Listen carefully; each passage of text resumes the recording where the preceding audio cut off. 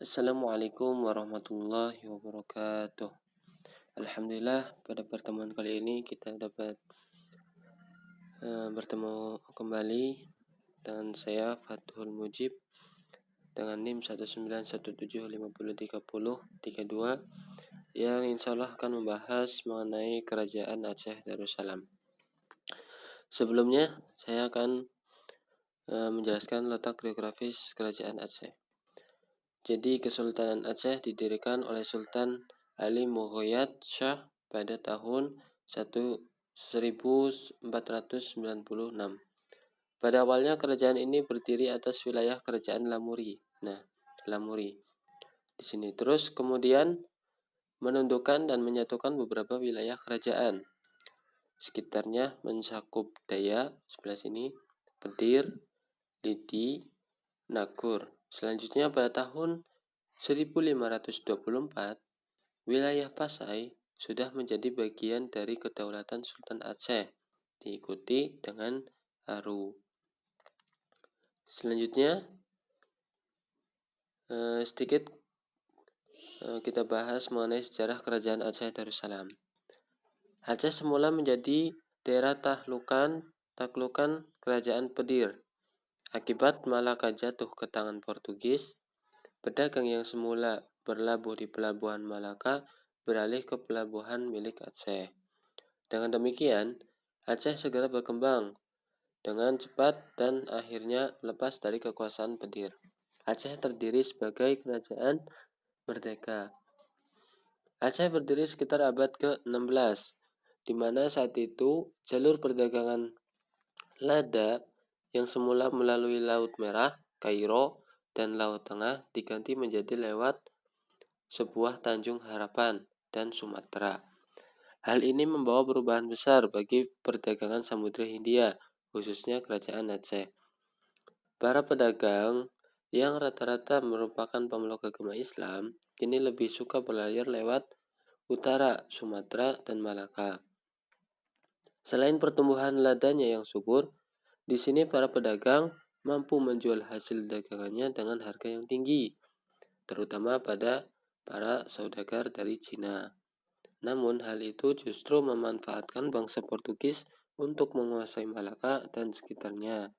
Dari situlah pemberontakan rakyat pribumi mulai terjadi, khususnya wilayah Aceh. Pada saat itu kerajaan Aceh yang dipimpin oleh Sultan Ali Mughayat Shah atau Sultan Ibrahim berhasil melepaskan diri dari kekuasaan kerajaan Pedir pada tahun 1520. Dan pada tahun itu pula kerajaan Aceh berhasil menguasai daerah Daya hingga berada dalam kekuasaannya.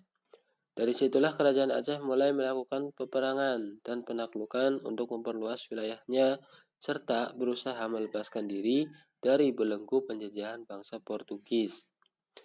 Sekitar tahun 1524,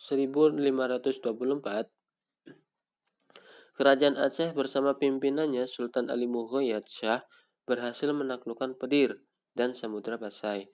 Kerajaan Aceh di bawah pimpinan Sultan Ali Mughayat Shah tersebut juga mampu mengalahkan kapal Portugis yang dipimpin oleh Simão de Souza Al-Gafau di Bandar Aceh. Untuk selanjutnya, ini ada beberapa silsilah raja kerajaan Aceh. Yang pertama, Sultan Alaiddin Ali Mughayat Shah, terus Sultan Salahuddin, terus Sultan Alauddin Riayat Shah II yang terkenal dengan nama Al-Qahar, terus ada Sultan Husin Alauddin Riayat Shah III, terus ada Sultan Muda bin Husain Shah, terus ada Sultan Mughal Seri Alam Pariaman Shah, terus ada Sultan Zainal Abidin, terus ada Sultan Aladin Mansur Shah, terus ada Sultan Mughayat Bujang, ada Sultan Alaiddin Riayat Shah IV, terus Sultan Muda Ali Riayat Shah V, terus Sultan Iskandar, terus Sultan Muhayyad Shah Iskandar San, terus Sultan Sri Ratu Tajul Alam, Saifuddin Sofiatuddin Johan Berdaulat. Terus ada Sultan Sri Ratu Nurul Alam. Terus ada Sultan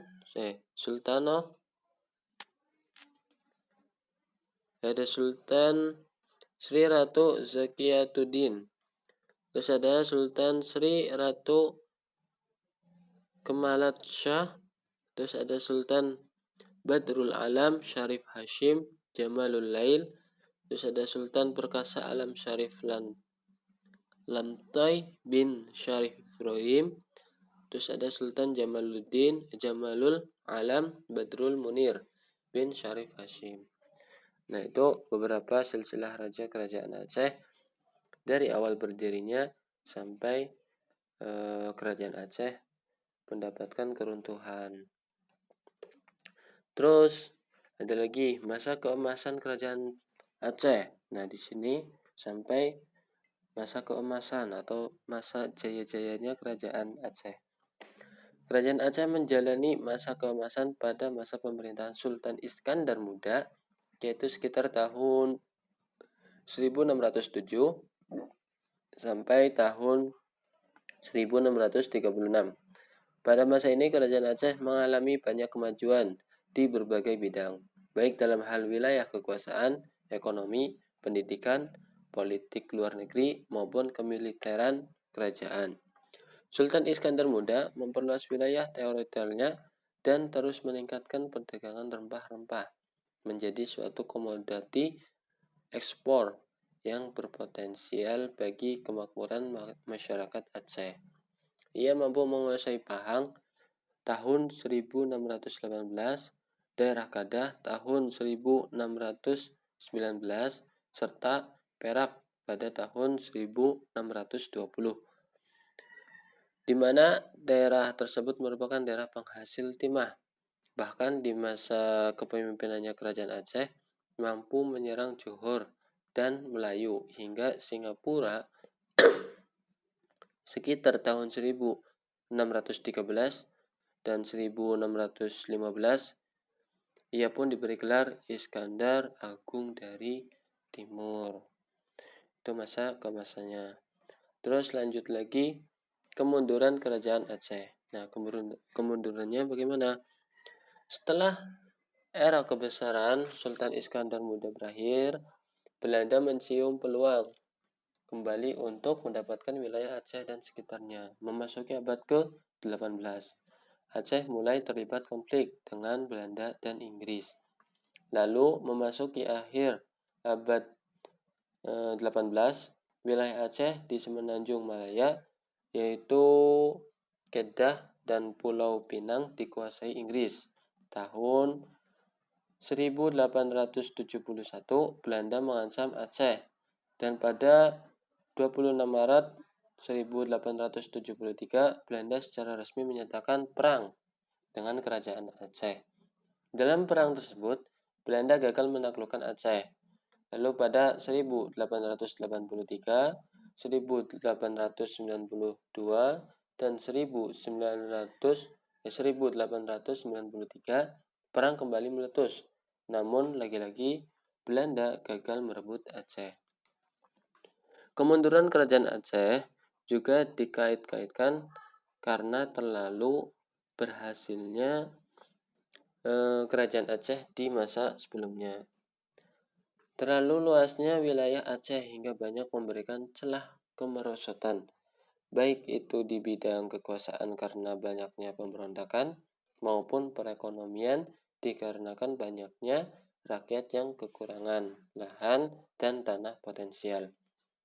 Di bidang pertanian dan kurang strategisnya lahan, dagang, kekuasaan luas juga menyusahkan kerajaan Aceh yang sudah tanpa kepala tegak itu mengatur orang-orang kaya dan berkuasa di sekitar wilayah Aceh baru. Namun, dengan terus melemahnya Aceh dan hilangnya taring dan kemahnya, Aceh masih tetap Aceh. Aceh berulang kali diserang dan masih bertahan meski tidak seluas dan sehebat di masa sebelumnya, terutama daerah Aceh besar. Nah, terus setelah kemunduran Aceh, sekarang kita bahas mengenai runtuhnya kerajaan Aceh. Setelah berulang kali mengirimkan pasukan untuk terus merebut Aceh, Belanda tetap mengalami kegagalan. Akhirnya Belanda memutuskan untuk mengirimkan pengintai atau mata-mata yang bisa mempelajari dan melemahkan kerajaan Aceh, yang notabene adalah kerajaan Islam dan dihuni penduduknya yang notabene Muslim, juga untuk mengetahui kelemahan masyarakat kerajaan Aceh. Adalah Dr. Snouk Horgenje Bronje. Terus Dr. Snouk Bronje sendiri adalah salah seorang sarjana ahli tentang Islam. Snouk Horgenje lahir di Tolen, Provinsi Oosterhout, 8 Februari 1857. Snouk melanjutkan pendidikan di bidang teologi. Namun sejak awal ia tertarik mempelajari Islam dan menuntut ilmu tentang agama Islam ke Mekah karena peraturan pemerintah Arab yang melarang orang yang bukan beragama Islam atau non-Muslim untuk menetap di kota suci Mekah. Dengan segala akal busuknya, Snouk menggunakan nama samaran dengan memeluk Islam dan berganti nama menjadi Abdul Ghaffar. Setelah belajar berbagai hal tentang Islam dan Aceh menjadi tujuan utamanya, Dr. Snouk menyarankan kepada pemerintah Belanda untuk mengubah arah serangan yang biasanya diarahkan kepada sultan untuk dirubah kepada ulama. Karena menurutnya ulama adalah tulang punggung kekuatan perlawanan rakyat Aceh. Nah, sampai Aceh mengalami keruntuhannya. Nah, sekarang peninggalan kerajaan Aceh. Peninggalan kerajaan Aceh yang pertama ada Masjid Raya Baitur Rahman. Masjid ini adalah masjid yang menjadi sangat terkenal karena pada waktu tsunami yang terjadi tahun 2004 lalu, masjid ini menjadi saksi bisu yang tetap kokoh dalam musibah dahsyat ini. Namun tidak banyak yang tahu bahwa bangunan sekarang ini adalah kreasi Belanda. Bangunan ini dibuat oleh Sultan Iskandar Muda tahun 1022 Hijriah atau 1612 Masehi. Terletak tepat di pusat kota Banda Aceh dan menjadi pusat kegiatan keagamaan di Aceh Darussalam. Sewaktu agresi tentara Belanda kedua pada 10 April 1873, Masjid Raya Baitur Rahman sempat dibakar. Namun kemudian Belanda membangun kembali Masjid Raya Baitur Rahman pada tahun 1877 untuk menarik perhatian serta meredam kemarahan bangsa Aceh. Terus yang kedua ada peninggalan makam Raja Aceh, yaitu Sultan Iskandar Muda, yaitu yang menjadi kerajaan Aceh itu pada masa keemasan, yaitu pada Sultan Iskandar Muda. Makam keramat yang masih dijaga sekarang adalah makam Sultan Iskandar Muda. Makam ini senantiasa dijaga dan dilestarikan sebagai bukti sejarah berjayanya Islam di Aceh pada masa lalu. Sultan Iskandar Muda lahir di tanah Aceh pada 27 September 1636. Beliau merupakan sultan terbesar dan dalam sejarah kejayaan Sultan Aceh. Saat itu Sultan Aceh menjadi salah satu pusat perdagangan dan pembelajaran Islam di Nusantara.